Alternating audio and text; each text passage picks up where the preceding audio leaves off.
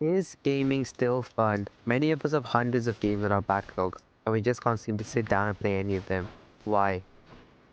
Well, in recent years, we've had many new game releases, with some good and some, well, not so good.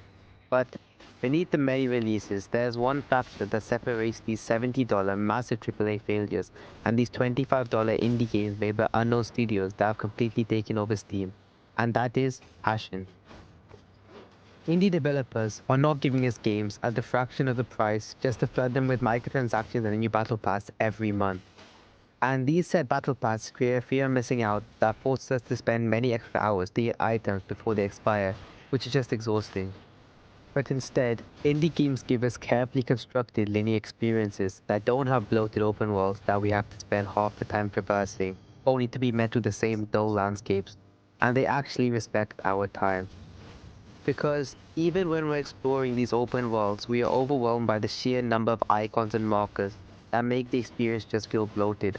This might just be me, but personally, I like to get lost in a game and the markers just don't help. Instead, it just feels like a checklist, and once I finish the main missions, I'm done. Because side quests should be things we discover, otherwise there's no reason to complete them.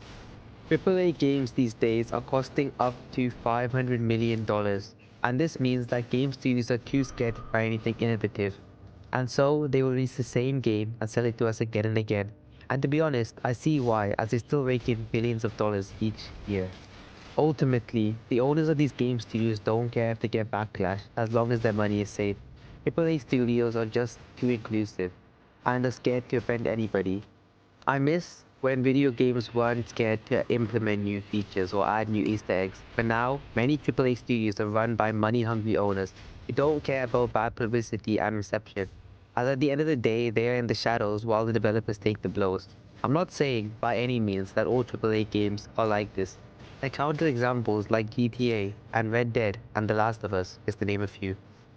I still fondly remember the feeling of going down to my local game store and thinking for hours about that one game I would buy and play for the next month. Nowadays, I just go into Steam and click buy, and then the game is bought. And the lack of effort causes me to buy so many games without thinking if this is a game that I would actually play and enjoy, or if it would just be another game to add to my backlog. And in the car, I would read the manual over and over again until I got home. Then when I got home, I ripped off the packaging and sat frustrated staring at the loading screen. How lucky I was to not have to wait for a new 100 GB patch on launch day. But we all took that for granted, and when it was done, you could just play. And yeah, there were DLCs, but they did not make the base game any less of an experience.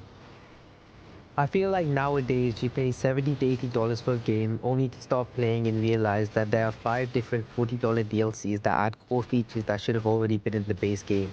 I want to take a moment here and say by no means are all DLCs bad, such as Elden Ring's 2024 Shadow of the Erdtree being the first game to be nominated for Game of the Year in the history of the Game Awards and receiving countless universal acclaim, which shows us that AAA games can be good if they use that budget to find talent and produce masterpieces.